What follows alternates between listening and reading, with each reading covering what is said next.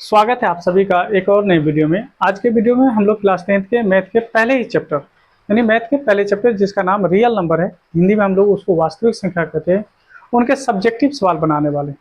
तो आज से एक सीरीज रहेगा, यानी हम सब्जेक्टिव सवाल को चैप्टर 1, चैप्टर 2, चैप्टर 3 करके एक तरफ से हम सारे चैप्टर को हम लोग हल करेंगे। तो आज आप लोगों के लिए पहले चैप्टर जिसका नाम रियल नंबर है, उनके यानी हम लोग सवाल यानी प्रश्नावली 1.1 करने वाले। और ये जितने भी सब्जेक्टिव सवाल के यानी वीडियो होंगे, उनके लिए हम एक प्लेलिस्ट बना देंगे। आप उन प्लेलिस्ट में जाकर सभी वीडियो को देखेंगे और मैथ को आप आसानी से समझेंगे और हल करने की प्रयास करेंगे।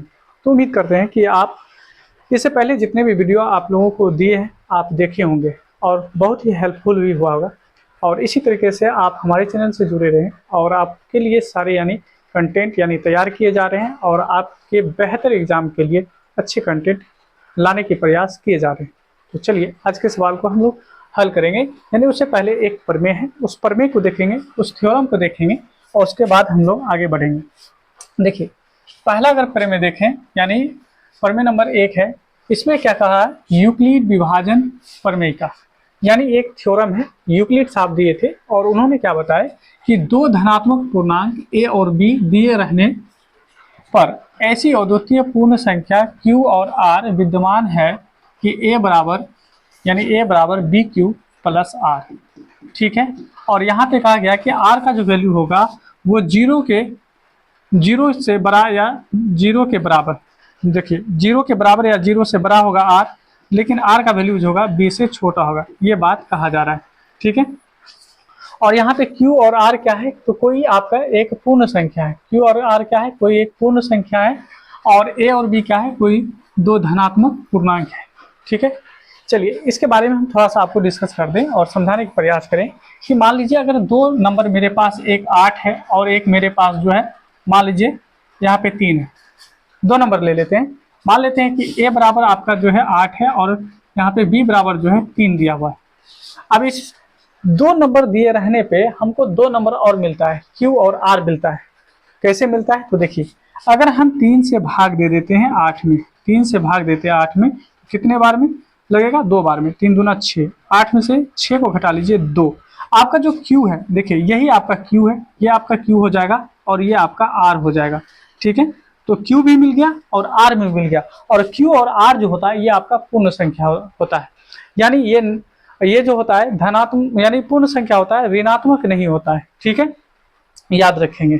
आपका R जो है या तो जीरो हो सकता है या जीरो से बड़ा हो सकता है। ठीक है, अगर यहाँ पे हम 4 से भाग लगाते हैं, सपोज कीजिए कि अगर हम 4 और 8 नंबर लेते हैं, यानी एक नंबर मेरा 4 रहता और दूसरा 8 रहता, तो 4 से अगर 8 में भाग लगाते तो 2 बार में 8 लग जाता। और यहाँ पे देखिए R मेरे पास क्या आया, 0 आया, और Q तो आपका 2 यहाँ पे आया है। ठीक है, अब ध्यान दीजिए यही बात यहाँ पे कहा गया है कि आपका जो R है, R का वैल्यू या तो 0 होगा या 0 से बड़ा होगा। देखिए 2 क्या है, 0 से बड़ा है, लेकिन B से हमेशा छोटा होगा, B से हमेशा छोटा होगा। R का जो वैल्यू होगा B से हमेशा छोटा होगा। B कौन होता है, जिससे हम भाग लगाते हैं। देखिए 4 से छोटा है 0, देखिए 3 से छोटा है 2। तो ये बात आप समझ चुके होंगे। ठीक है, अब इसी कॉन्सेप्ट पे हम लोग सवालों को हल करेंगे। और एक बात और बता दें आपको कि जब हम यूक्लिड विभाजन एल्गोरिथम का यूज करते हैं, ठीक है, तो इससे केवल और केवल हम लोग मोसो ज्ञात करने के लिए, यानी मोसो ज्ञात करने के लिए हम लोग इसका इस्तेमाल करते हैं। मोसो का मतलब है कि एचसीएफ, यानी एचसीएफ ज्ञात करने के लिए हम लोग क्या करते हैं, यूक्लिड का इस्तेमाल करते हैं। यूक्लिड विभाजन एल्गोरिथम बोले या प्रमेयिका बोलिए, इसका इस्तेमाल जो हम लोग केवल और केवल एचसीएफ निकालने के लिए हम लोग करते हैं। ठीक है, बढ़ते हैं आगे। अब हम लोग सवाल देखेंगे। देखिए पहला उदाहरण देखेंगे और उदाहरण को हम लोग बनाने की प्रयास करते हैं। पहला उदाहरण देखिए तो कहा जा रहा है यहाँ पे कि 4052 और 12576 का एचसीएफ यूक्लिड विभाजन एल्गोरिथम का प्रयोग करके ज्ञात कीजिए। तो पिछले वीडियो में यानी अगर हम पार्ट 1 की बात करें जो कि हम अपलोड कर चुके हैं, उसमें हम बताए थे कि एल्गोरिथम क्या होता है, उसके बाद प्रमेयिका क्या होता है, सारी बात हम लोग डिस्कस कर लिए थे। अब यहाँ पे हम लोग हल करेंगे, यानी अब हम लोग का बारी है कि सवालों को हल कैसे किया जाए। जो सवाल है उसको पहले हम लिखेंगे 4052 ठीक है। और हम क्या लिखेंगे यहाँ पे 12,576। ठीक है। अब इसका इस्तेमाल करेंगे, यानी इससे हम क्या निकालेंगे, मोस को ज्ञात करेंगे, यानी एचसीएफ ज्ञात करेंगे। देखिए यहाँ पे एचसीएफ लिखा हुआ है, एचसीएफ निकालना है, लेकिन किसका इस्तेमाल करके, यूक्लिड विभाजन एल्गोरिथम का।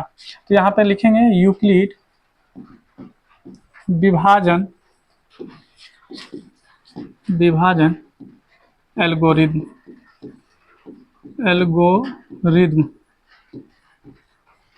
से। अब इससे क्या है, अभी अभी जस्ट हम लोग देखे थे यूक्लिड विभाजन प्रमेय का, क्या बताए थे कि a बराबर में बी क्यू प्लस आर, और आर जो होना चाहिए वो क्या होना चाहिए, b से छोटा होना चाहिए। आर का वैल्यू जो होना चाहिए वो b से क्या होना चाहिए, छोटा होना चाहिए। ठीक है। अब चलिए इसको हम लोग क्या करते हैं, हल करते हैं। तो मेरे पास अगर देखा जाए, एक जगह पे हम क्या ले लेंगे, एक जगह पे हम ले लेते हैं बड़ी संख्या को a मान लीजिए और छोटी संख्या को आप b मान लीजिए। ठीक है। ये आपका a हो जाएगा और ये आपका b हो जाएगा। ठीक है। बड़ी संख्या को आप a मानेंगे और छोटी संख्या को b मान लीजिए।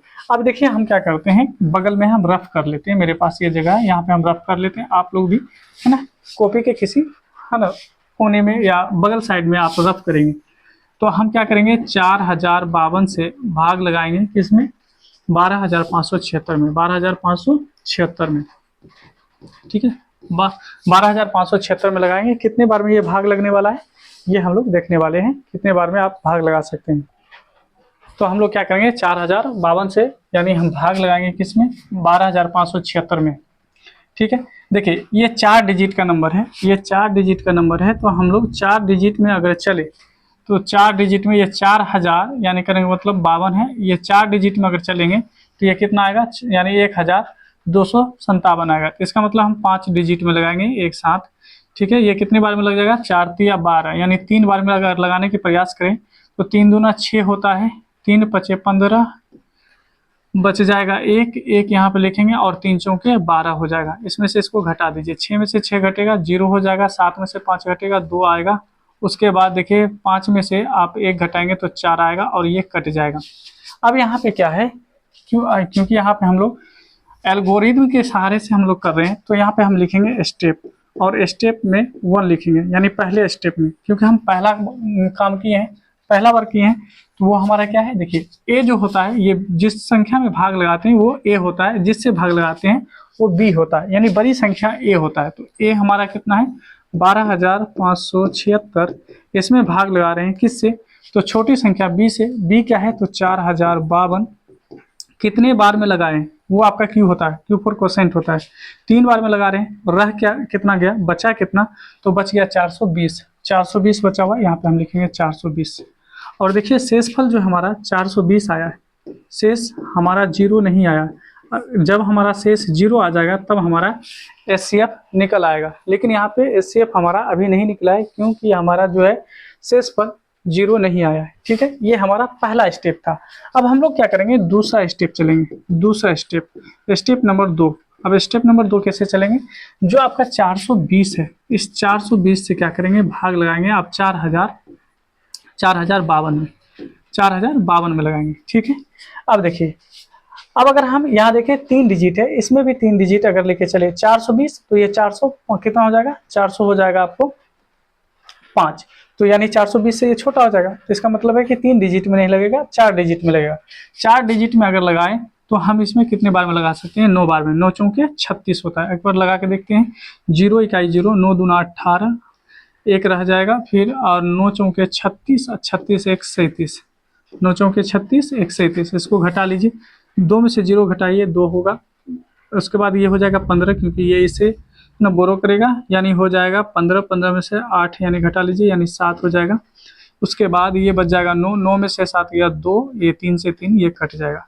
यानी हमारा जो सेकेंड स्टेप है वो क्या हो जाएगा, देखिए हमारा जो बी होता है वो बड़ी संख्या होता है, तो बड़ी संख्या मेरा ये है, ये हो जाएगा सॉरी ए, और बी होता है वो संख्या जिससे हम भाग लगाते हैं, यानी ये हो जाएगा आपका बी। तो ए हमारा हो गया कितना, 4052 बराबर में किस संख्या से भाग लगाएं, तो 420 से। तो कहेंगे 420 गुना 9, और शेष कितना रह गया, तो शेष रह गया मेरे पास 272, कितना 272, और शेष अभी भी मेरा जीरो नहीं आया है, तो यहाँ पे हम बताएंगे कि शेष हमारा जीरो नहीं आया। ये हमारा सेकेंड स्टेप था। अब हम लोग का थर्ड स्टेप क्या आएगा, स्टेप नंबर 3। अब क्या करेंगे, इस 200 यानी 72 से हम भाग लगाएंगे किसमें, 420 में। अगर 420 में 272 से लगाए तो डबल करेंगे तो यानी यह आ जाएगा 500 कुछ आ जाएगा। तो ऐसा करते हैं, इसको एक बार में ही लगाएंगे। 272 जीरो में से जीरो है, पैसा लेगा यानी ये हो जाएगा 10, 10 में से यानी 2 घटा लीजिए तो 8 बचेगा, और ये हो जाएगा 1, ये इससे पैसा लेगा तो ये हो जाएगा आपका 11, 11 में से 7 घटा लीजिए तो बच जाएगा 4, उसके बाद ये हो जाएगा 3, 3 में से 2 घटाइए तो बच जाएगा 1। यानी हमारा थर्ड स्टेप क्या होगा, हमारा ए जो होगा, ए होगा बड़ी संख्या जो है 420, यानी 420 बराबर में किस संख्या से भाग लगाएं, 272 से, तो 272 गुना 1, और शेष कितना रह गया, शेष रह गया 148, तो यहाँ पे लिखेंगे 148, और शेष अभी भी मेरा जीरो नहीं आया है, तो हम यहाँ पे लिखेंगे शेष हमारा जीरो नहीं है। ठीक है, अब हम लोग स्टेप चलेंगे 4 में। स्टेप 4 क्या है वो देखेंगे। यानी अब क्या करेंगे, 148 से भाग लगाएंगे किसमें, 272 में। ठीक है, चलिए भाग लगा के देखते हैं कितना आता है। यानी 148 भागा 272। ठीक है, 148 को अगर हम डबल कर दें तो ये हो जाएगा 296, जो कि 296 272 में नहीं लगेगा, एक बार में ही लगा दीजिए 148। ठीक है, ये पैसा लेगा, 12 में से 8 घटाएंगे तो 4 बचेगा, ये हो जाएगा 6, 6 में से 4 घटेगा 2, और ये हो जाएगा 1। ठीक है, अब हमारा जो चौथा स्टेप है वो कितना हो जाएगा, वो हो जाएगा यानी 272 बराबर में 148 गुना 1, और शेषफल कितना रह गया, यानी शेषफल रह गया 124। यहाँ पे लिखेंगे 124। अभी भी शेष हमारा शून्य नहीं आया, जीरो नहीं आया, यानी हम लोग अब बढ़ेंगे अगले स्टेप की ओर। ठीक है, अगला स्टेप देख लेते हैं। अगला स्टेप नंबर हम देखेंगे 5 यानी 5। अब देखिए, अब क्या करेंगे हम लोग, 124 से भाग लगाएंगे 148 में। 124, ये 124 भाग लगाएंगे 148 में, कितने बार में लगेगा, तो एक बार में ही लगेगा, यानी 124 घटा दीजिए, 8 में से 4 गया तो 4, 4 में से आप घटाएंगे 2 तो बच जाएगा 2, और ये तो कट जाएगा। यानी हमारा बड़ी संख्या क्या है, तो 148। 148 में भाग लगा रहे हैं किससे, 124 से, कितने बार में लग रहा है, तो एक बार में, और शेष कितना रह गया, तो शेष रह गया मेरे पास 24। यहाँ पे कहेंगे शेष 24, और शेष फल अभी मेरा शून्य नहीं आया है, तो यहाँ पे लिखेंगे शेष फल जीरो के बराबर नहीं है। अब हम लोग स्टेप नंबर चलेंगे 6।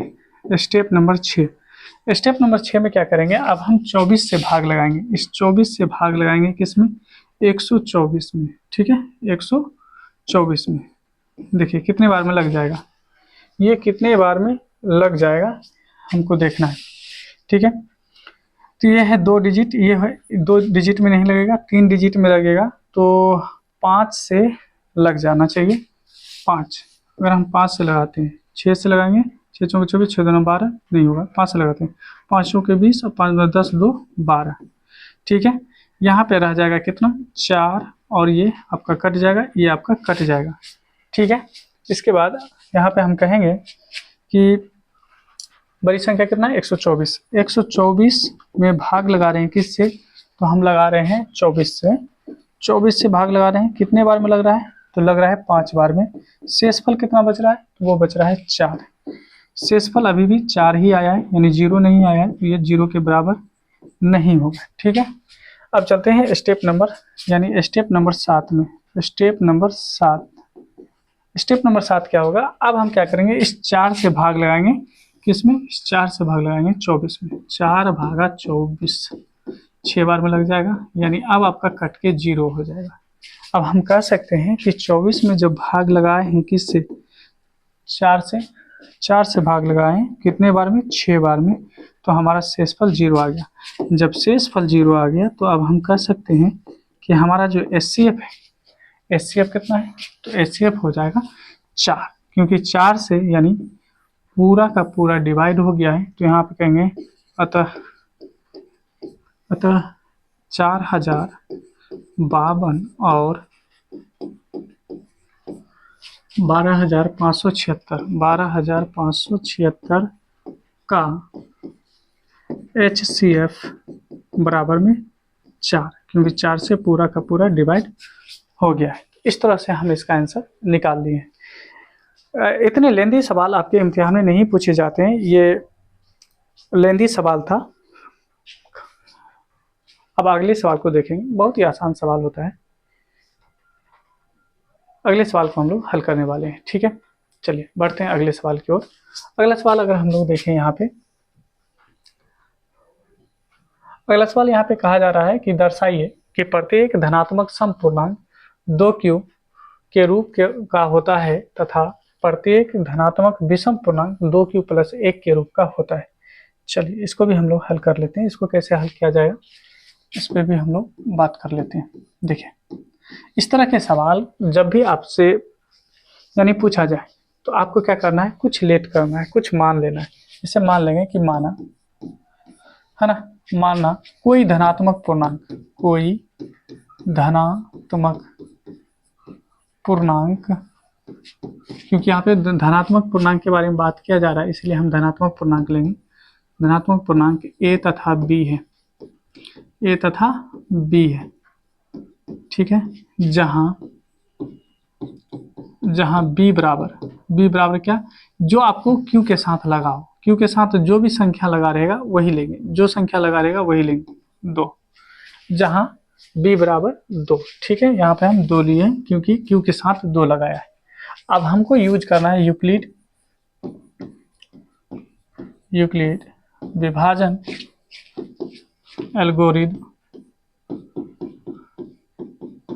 एल्गोरिदम से, ठीक है। इसके माध्यम से हम लोग को क्या करना है, हल करना है। अब देखिए क्या करेंगे, इनके बारे में अभी जस्ट बताए थे। a बराबर में होता है BQ प्लस R, और R का जो वैल्यू होता है वो 0 के बराबर या 0 से बड़ा और b से छोटा होता है, ठीक है। b से छोटा होता है। तो आप ही बताइए b का वैल्यू कितना है, b का वैल्यू 2 है। जब b का वैल्यू 2 है तो r का मान क्या हो सकता है, क्योंकि 2 से छोटा होना चाहिए, तो 2 से छोटा 1 होता है, 2 से छोटा 0 होता है। यानी कहने का मतलब हम यहाँ पे कह सकते हैं कि r का जो मान होगा वो या तो 0 होगा या फिर आपका 1 होगा, क्योंकि ये 2 से छोटा होगा। क्योंकि यहाँ पे पहले ही कंडीशन दे रखा है कि r का वैल्यू 0 से बराबर या 0 से बड़ा होगा, लेकिन b से छोटा होगा। b का वैल्यू 2 है तो इसका मतलब b का वैल्यू 2 होगा, तो r का वैल्यू 0 और 1 हो सकता है। चलिए ठीक है, अब हम लोग बढ़ते हैं पहले स्टेप की ओर, यानी स्टेप लेंगे 1, पहला स्टेप लेंगे। और हम लोग जानते हैं कि a बराबर क्या होता है, a बराबर होता है BQ प्लस R।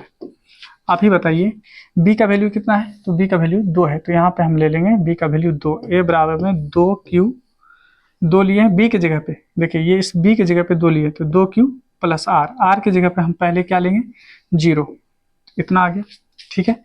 दूसरा स्टेप लेंगे, यहाँ पे कहेंगे स्टेप नंबर 2 में कि a बराबर BQ, तो b की जगह पे 2 है तो 2 ही ले लीजिए, q का q, और r, इस बार जो r का वैल्यू आएगा वो आएगा 1, ठीक है। अब देखिए, आपको हम बताए थे किसी भी संख्या के लास्ट में 0 लग जाए, 2 लग जाए, 4 लग जाए, 6 लग जाए, 8 लग जाए, तो ऐसी संख्या को हम लोग सम संख्या कहते हैं। क्या कहते हैं, सम संख्या। और किसी भी संख्या के लास्ट में 1, 3, 5, 7 और 9 आ जाए तो ऐसी संख्या को हम लोग विषम संख्या कहते हैं। क्या कहते हैं, विषम संख्या कहते हैं। तो यहाँ पे नहीं लग रहा है कि ये मेरा सम संख्या है और ये हमारा विषम संख्या है। अगर इतनी बात हम लोग समझ गए तो हम यहाँ पे कह सकते हैं, चूंकि यहाँ पे पूछा क्या जा रहा था, 2q के रूप का होता है, यानी 2q क्या है, सम धनात्मक सम पूर्णांक के रूप का होता है। तो देखिए, तो यहाँ पे हम कह सकते हैं चूंकि 2q और 0, किसी भी संख्या में 0 जोड़ दीजिए तो उतना ही मिलता है। 2q सम धनात्मक पूर्णांक है, क्या है, धनात्मक सम पूर्णांक है, धनात्मक सम पूर्णांक है, सम पूर्णांक है, जबकि 2q प्लस 1 ये देखिए 2q प्लस 1 धनात्मक धनात्मक विषम पूर्णांक है, विषम पूर्णांक है। और यही बात हमसे पूछा जा रहा था, जो कि हम लोग यहाँ पे सिद्ध कर चुके हैं। तो इस तरह से ऐसे सवालों का जवाब हम लोग दे सकते हैं। बेहद ही आसान है, एक दो बार आप बनाएंगे, ट्राई करेंगे, आप भी समझ जाएंगे और आपसे भी आसानी से बनेगा। बढ़ते हैं एग्जाम्पल नंबर 3 की तरफ। एग्जाम्पल नंबर 3 क्या है, तो कहा जा रहा है यहाँ पे कि दर्शाइए कि एक धनात्मक विषम पूर्णांक 4q प्लस 1 या 4q प्लस 3 के रूप का होता है, जहाँ q कोई क्या है,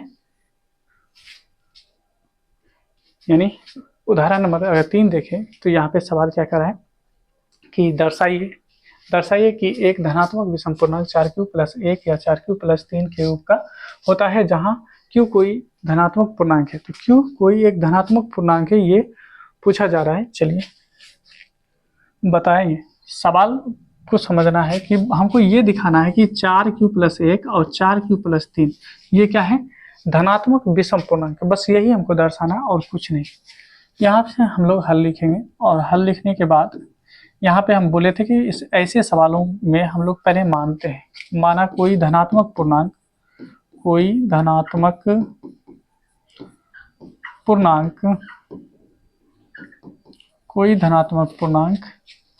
a तथा b है। आप इस तरह से मान लेंगे a तथा b है, जहां आप क्या कहेंगे कि जहां b बराबर, अब देखिए q के साथ क्या लगा हुआ है, q हो या m हो कुछ भी, उसके साथ क्या लगा हुआ है, किसी अल्फाबेट के साथ क्या लगा होता है, वो आपका b का वैल्यू होता है। तो 4 लगा हुआ है तो b का वैल्यू 4 होगा। अब b का वैल्यू जब 4 हो गया तो इसका मतलब ये हो गया कि हमारा r का जो वैल्यू होगा 4 से छोटा होगा। यानी यूक्लिड के अनुसार अगर हम चलें, यूक्लिड विभाजन एल्गोरिदम से, है ना, इनके यानी अगर हम थ्योरम से चले तो ये क्या कहते हैं, a बराबर में BQ प्लस R, और R का वैल्यू जो होता है B से छोटा होता है, B से क्या होता है, छोटा होता है। B से जब छोटा होगा और R का वैल्यू जो होता है 0 के बराबर या 0 से बड़ा होता है, तो यहाँ पे B आपका कितना है, 4 है। तो R का वैल्यू हो जाएगा आपको 0, 1, 2 और 3, क्योंकि 4 हो नहीं सकता है, 4 से छोटा होगा, है ना, 4 से, है ना, R छोटा होगा। तो इसका मतलब है कि 0, 1, 2, 3 तक हम ले सकते हैं। ठीक है, अब कुछ नहीं करना, बस स्टेप लीजिए, चारों स्टेप में हम इसको पुट करेंगे। स्टेप नंबर 1, a बराबर b की जगह पे क्या है 4, q का q, r की जगह पे पहले लेंगे 0 तो हो जाएगा 0, और 0 आ गया लास्ट में तो ये सम है। ठीक है, उसके बाद स्टेप हम लोग चलेंगे, सेकेंड लेंगे। सेकेंड अगर देखें तो यहाँ पे कहेंगे a बराबर में b की जगह पे 4, q का q और r, दूसरा r क्या होगा हमारा 1, और किसी भी संख्या के लास्ट में 1 आ जाए तो वो हो जाता है विषम। ठीक है, उसके बाद देखिए स्टेप नंबर अगर हम चलें 3 में, तो स्टेप नंबर 3 देखिए क्या है, a बराबर b की जगह पे 4, q का q, r की जगह पे लेंगे हम यहाँ पे 2, और 2 आ गया किसी भी संख्या के लास्ट में तो वो हो जाएगा सम। क्या हो जाएगा, वो हो जाएगा सम। स्टेप नंबर अगर हम 4 देखें, स्टेप नंबर 4, तो a बराबर b की जगह पे 4, q का q, r की जगह पे क्या लेंगे, इस बार 3 ले लेंगे। किसी भी संख्या के लास्ट में अगर 3 आ जाए तो वो हो जाता है विषम। हमसे पूछा क्या जा रहा है, हमसे पूछा जा रहा है कि 4q प्लस 1 और 4q प्लस 3 ये विषम है ना, धनात्मक विषम पूर्णांक है। तो देखिए क्या ये विषम नहीं है, 4q प्लस 1 और 4q प्लस 3 विषम है। बस इसी बात को लिखना है, कहेंगे लिखेंगे चूंकि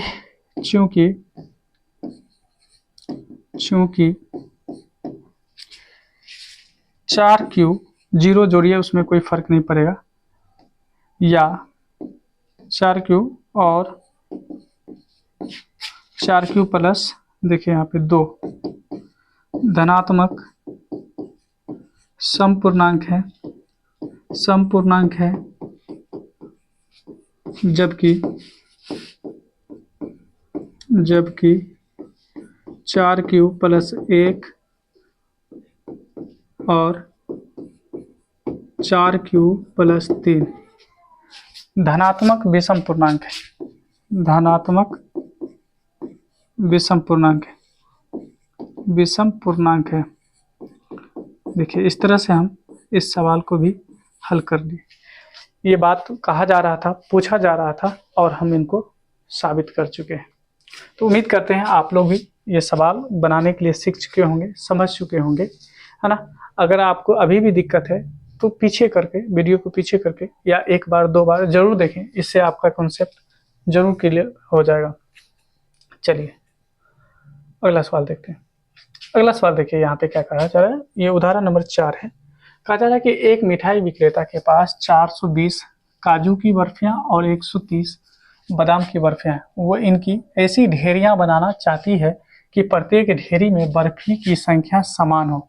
ठीक है, यह ढेरियां, यहाँ पे ढेरियां होना चाहिए, यह ढेरियां बर्फी की प्रात, यहाँ पे प्रात होना चाहिए, में न्यूनतम स्थान घेरे। इस काम के लिए प्रत्येक ढेरी में कितनी बर्फियां रखी जा सकती है। यानी कहने का मतलब क्या है, अगर यहाँ पे देखिए तो 420 जो है, एक मिठाई विक्रेता के पास 420 काजू की बर्फियां हैं और 130 बादाम की बर्फियां हैं। उसको इस तरह से ढेर लगाना चाह रहा है कि सारे, यानी पंक्ति में, यानी लाइन लगा के जब रखा जाएगा तो सारे यानी प्रात में यानी पंक्ति में एक समान यानी बर्फियां आए और कम से कम स्थान घेरे। तो ऐसे यानी सवालों के लिए हम लोग क्या करते हैं, उसका एचसीएफ ज्ञात करते हैं। हाँ ना, एचसीएफ ज्ञात करेंगे, हाईएस्ट कॉमन फैक्टर। ठीक है, वो यानी हाईएस्ट कॉमन फैक्टर का मतलब हो गया वो अधिकतम से अधिकतम कितनी, यानी कहने का मतलब वो मिठाइयों को हम रखें ताकि एक दूसरे के ऊपर उसको रखते जाएं, समान यानी संख्या में रखते जाएं, कम जगह में वो एडजस्ट हो जाए। ठीक है, देखिए क्या करेंगे यहाँ पे, अगर हम हल करें तो मेरे पास दिया हुआ क्या है, 420 काजू की बर्फियां, काजू की बर्फियां, ठीक है, काजू की बर्फियां दिया हुआ है यहाँ पे 420 और यहाँ पे बादाम की बर्फियां, बादाम की बर्फियां, बादाम की बर्फियां कितना दिया हुआ है, वो है 130। ठीक है, अब इसका हम एचसीएफ निकालेंगे। एचसीएफ किसके द्वारा निकालेंगे, यूक्लिड के द्वारा, क्योंकि हम यूक्लिड विभाजन एल्गोरिथम पढ़ रहे हैं तो इन्हीं के माध्यम से निकालेंगे। यूक्लिड विभाजन एल्गोरिथम, इनके माध्यम से हम लोग निकालने वाले हैं। ठीक है, ये क्या बोले थे, ए बराबर में बी क्यू प्लस आर, और आर जो है बी से छोटा होना चाहिए। ठीक है, अब हम लोग क्या करेंगे, रफ करेंगे और हम लोग समझने की प्रयास करेंगे। यहाँ पे रफ और बड़ी संख्या में छोटी संख्या से भाग देंगे, छोटी संख्या से बड़ी संख्या में भाग देंगे। ठीक है, देखिए कितने बार में लगेगा, तो 2 बार में लग जाएगा। 2 बार में लगाते हैं तो 260 हो जाएगा। 3 बार में लगाते हैं तो 3 बार में 3 बार में लग जाना चाहिए, 39, 3 बार में लगाइए, 3 3 9 3, हाँ 3 बार में लग जाएगा। 4 बार में नहीं लगेगा, नहीं। ठीक है, अब देखिए ये जगह 0, ये इनसे यानी पैसा लेगा, 12 12 में से गया 9 तो 3 हो जाएगा। ठीक है, तो हम कह सकते हैं कि हमारा पहला स्टेप जो है, स्टेप नंबर फर्स्ट, वो हो जाएगा यानी कितना, 420। जिस संख्या में भाग लगाते हैं वो हमारा ए होता है, जिस संख्या से भाग देते हैं वो बी होता है, जितने बार में लगता है वो क्यू होता है, जो रह जाता है वो आपका आर होता है। तो कहेंगे 420 बराबर में 130 गुना 3 और जोड़ कितना आया है, तो मेरा बचा है 30, यहाँ पे कहेंगे 30, और शेष हमारा 0 नहीं आया तो यहाँ पे लिखेंगे शेष अभी 0 नहीं है। ठीक है, दूसरा स्टेप क्या होगा कि हम लोग इस 30 से भाग लगाएंगे 130 में। ठीक है, तो 4 बार में लगाएंगे 120 होगा, 0 और 3 में से 2 घटा लीजिए 1 हो जाएगा और ये कट जाएगा। यानी हमारा सेकेंड स्टेप जो होगा, स्टेप नंबर 2 जो होगा, वो क्या कहेगा, 130 बराबर में कितना से भाग लगाएंगे, 30 से। कितने बार में लगा, 4 बार में, बच कितना गया, 10, और शेष वाला अभी भी मेरा 0 नहीं है तो यहाँ पे लिखेंगे शेष 0 नहीं है। ठीक है, अब इसे 10 से भाग लगाएंगे किसमें, 30 में। कितने बार में, 3 बार में लग जाएगा, यानी अब आपका 0 आ जाएगा। तो थर्ड स्टेप क्या कहता है, थर्ड स्टेप कह रहा है यहाँ पे कि 30 बराबर में 10 गुना 3 और शेष हमारा क्या है 0। जब शेष 0 हो जाएगा तो हम यहाँ पे लिखेंगे कि शेष हमारा 0 आ गया। ठीक है, अब यहाँ पे हम कह सकते हैं कि प्रत्येक ढेरी में है ना 10 यानी 10 बर्फियों को रखी जा सकती है, यानी न्यूनतम जो कहने का मतलब बर्फी की संख्या होगी वो हो जाएगी 10। यानी प्रत्येक ढेरी में हम लिखेंगे अतः प्रत्येक ढेरी में बर्फियों की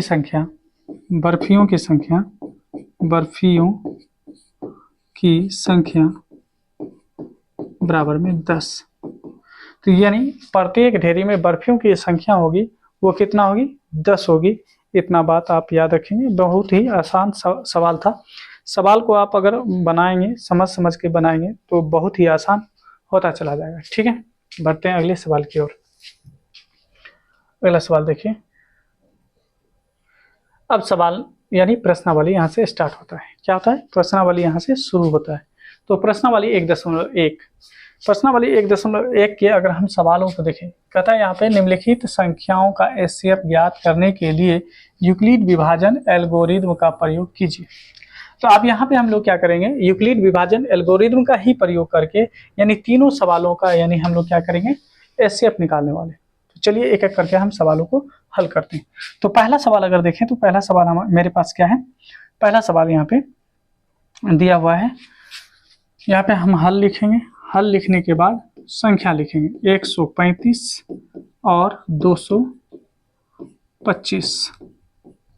यहाँ पे लगाएंगे यूक्लिड विभाजन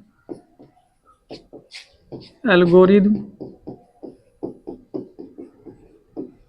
ठीक है से अब यहाँ से हम क्या निकालेंगे, यहाँ से हम जानते हैं कि a बराबर होता है बी क्यू प्लस में r, और r का जो वैल्यू होना चाहिए वो b से छोटा होना चाहिए। ये बात हम लोग बार बार पढ़ रहे हैं।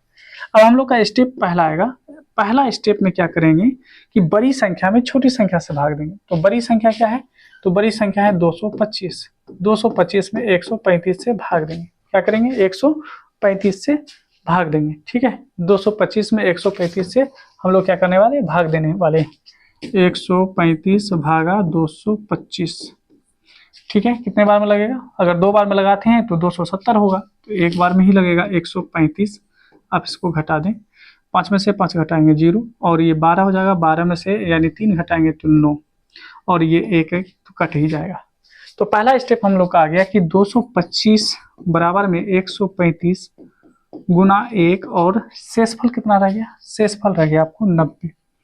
और यहाँ पे हमको लिखना पड़ेगा कि शेष जो है हमारा 0 नहीं आया है।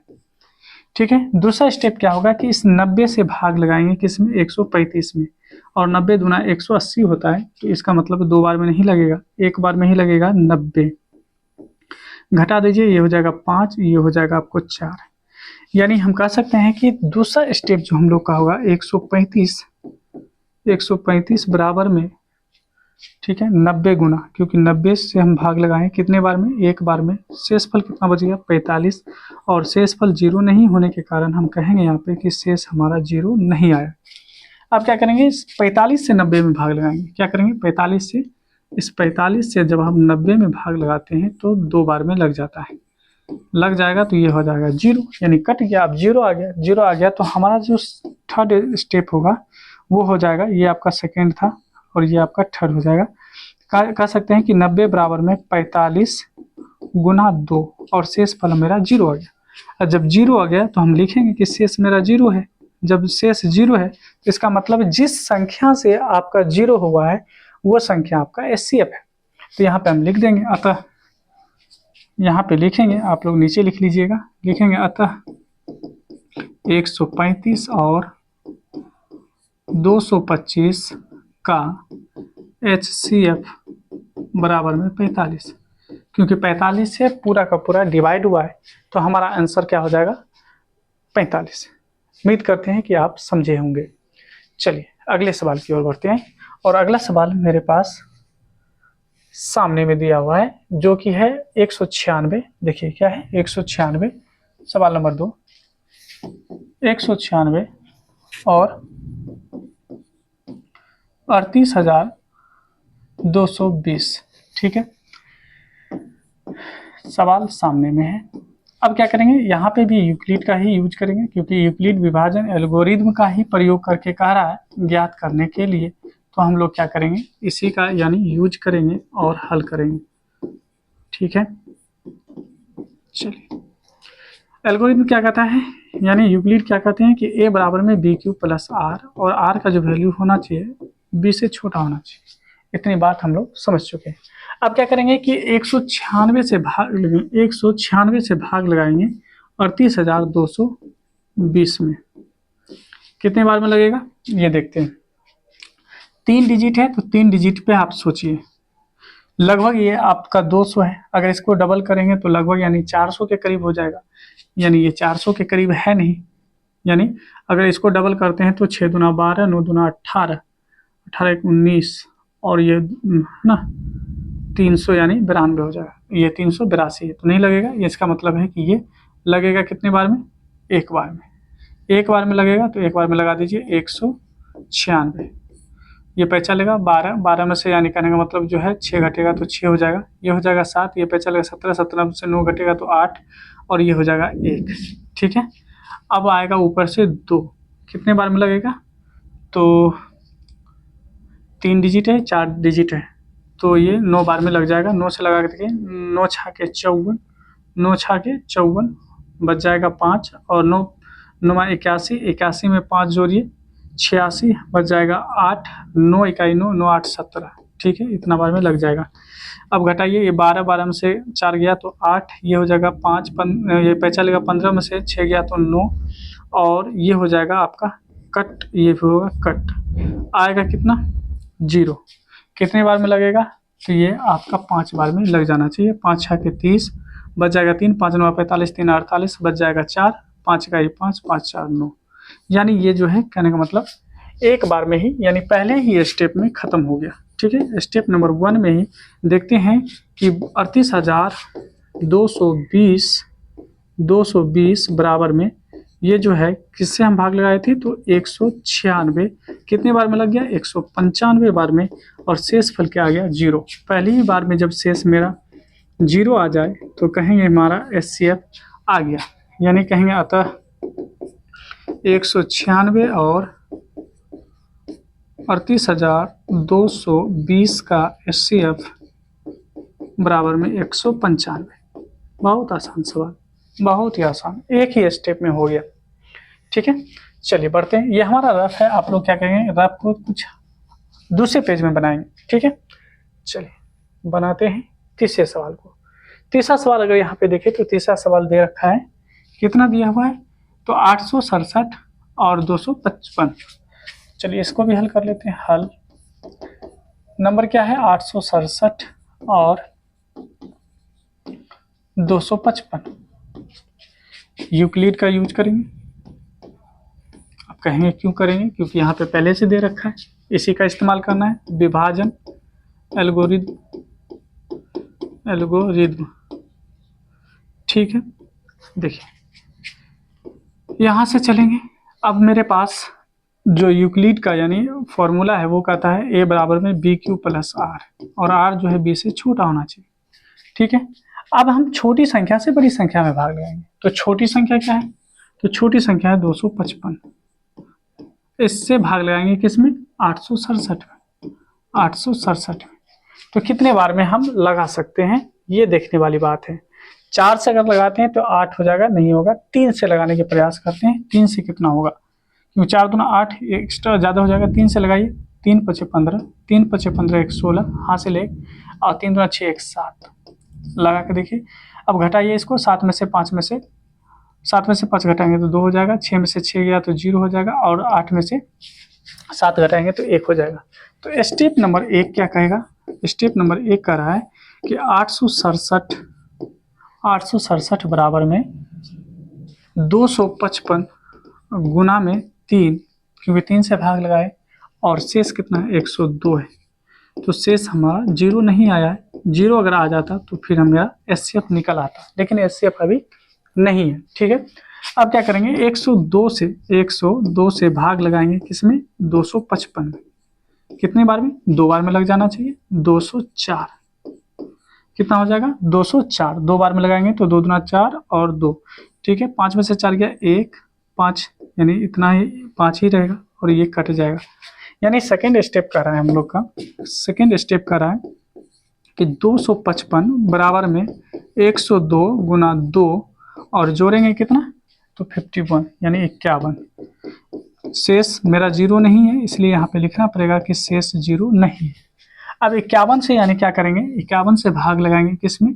102 में। 51 से भाग लगाइए 102 में, तो कितने बार में? 2 बार में लग जाएगा। 2 इकाई 2, 2 पंचे 10, ठीक है। यानी कट के 0 हो जाएगा। यानी हमारा थर्ड स्टेप जो है कंप्लीट रूप से इसको डिवाइड कर दिया। किसको? तो 102 को। 102 को जब हम भाग लगाए कितना से? 51 से, कितने बार में लगा? 2 बार में लगा। शेषफल कितना आया? 0 आया। जब शेषफल 0 आ गया तो इसका मतलब हम लोग का एचसीएफ आ गया। अब हम यहाँ पे कह सकते हैं कि अतः यानी 867 तथा, या और आप लिख सकते हैं 255 का एचसीएफ कितना? जिस संख्या से पूरा पूरा भाग लगता है उसी को हम लोग एचसीएफ कहते हैं। तो हम लोग का एचसीएफ कितना हो जाएगा? 51। इस तरह से हम लोग यानी प्रश्नावली 1.1 के पहले नंबर के तीनों सवाल को हम लोग हल कर चुके हैं। अब हम लोग बढ़ते हैं अगले सवाल की ओर और उसको भी हम लोग क्या करते हैं? हल करने की प्रयास करते हैं, ठीक है। चलिए, अब हम लोग के सामने है दूसरा सवाल। प्रश्नावली 1.1 के दूसरे सवाल को हम लोग हल करेंगे और यहाँ पे है कि दर्शाइए कि कोई भी धनात्मक विषम पूर्णांक 6q+1 या 6q+3 या 6q+5 के रूप का होता है जहाँ q क्या है? कोई पूर्णांक है। बहुत आसान सवाल। देखिए क्या करेंगे, इनके लिए हम लोग हल करेंगे और हल करने के बाद आपको बोले थे ऐसे सवालों के लिए मानना पड़ता है कि माना कोई धनात्मक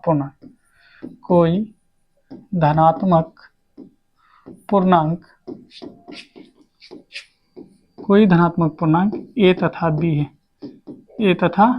है, ठीक है। जहां b बराबर कितना? जो q के साथ लगाओ 6 लिख दें, ठीक है। अब यूक्लिड का यूज करेंगे हम लोग यहाँ पे। यूक्लिड विभाजन एल्गोरिथम से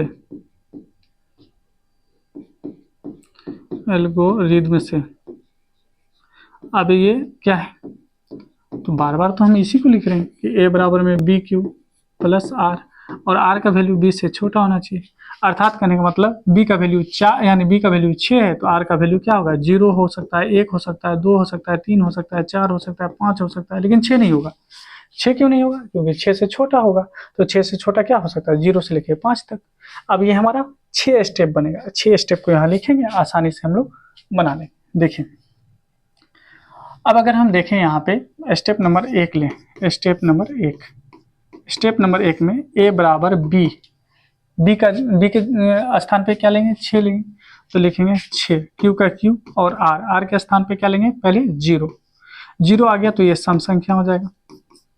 दूसरा स्टेप क्या हो जाएगा हम लोग के सामने? स्टेप नंबर 2 हो जाएगा a बराबर में 6q प्लस 0 के बाद क्या आएगा? 1, यहाँ पे लिखेंगे 1 यानी 1 आ गया तो यानी विषम संख्या, ठीक है।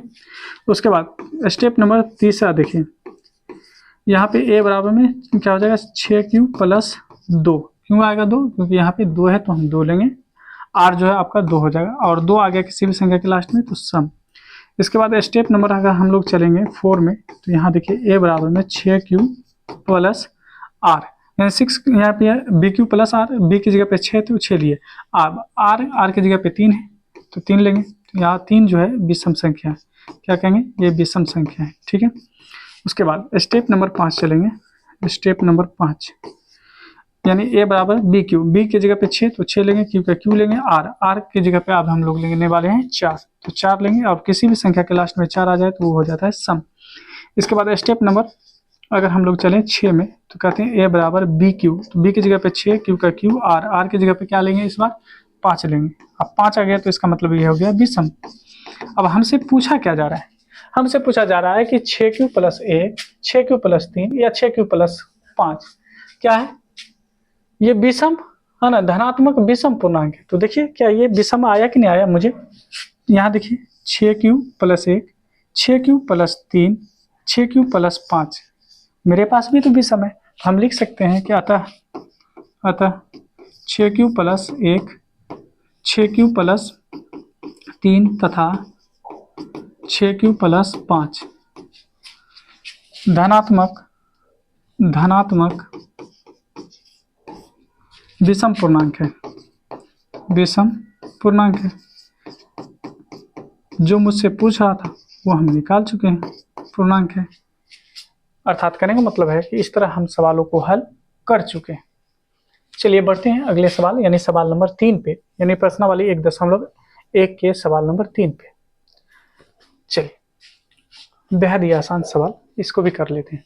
कहता है किसी परेड में 616 सदस्यों वाली एक सेना यानी आर्मी की टुकड़ी को 32 सदस्यों वाले एक आर्मी बैंड के पीछे मार्च करना है। दोनों समूहों को समान संख्या वाले स्तंभों में मार्च करना। देखो जैसे कह दे ना समान कहेगा तो इसका मतलब है कि हम एचसीएफ निकालेंगे, ठीक है। उन स्तंभों की अधिकतम संख्या क्या होगी जिसमें वो मार्च कर सकते हैं, यानी करने का मतलब जो लाइन लगेगा है ना मार्च करने के लिए, वो प्रत्येक यानी लाइन में समान यानी आर्मी होना चाहिए।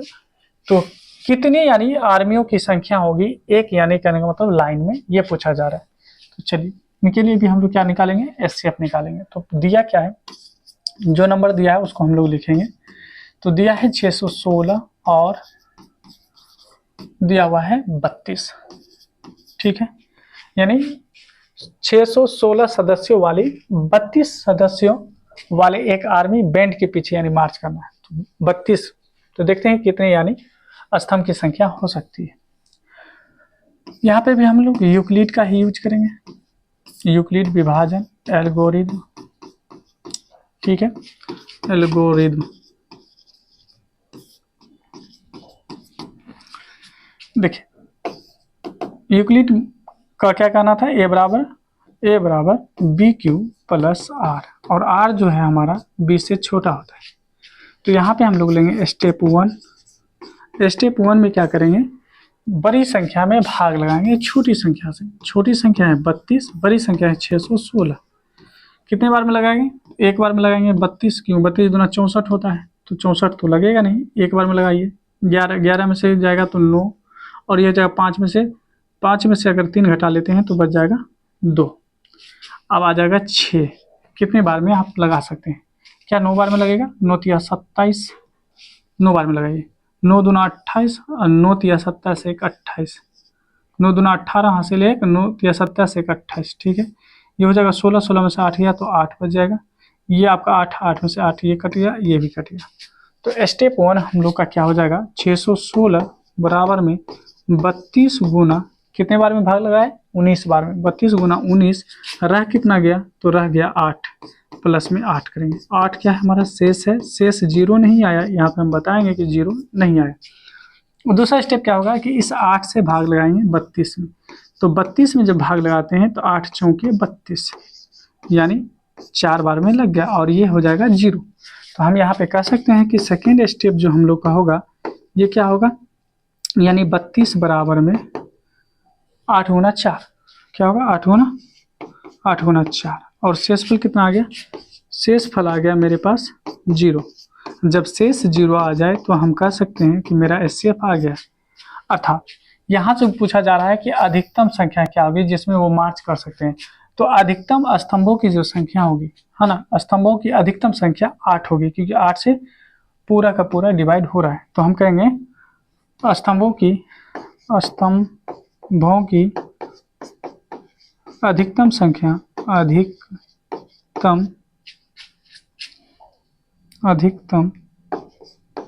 अधिकतम संख्या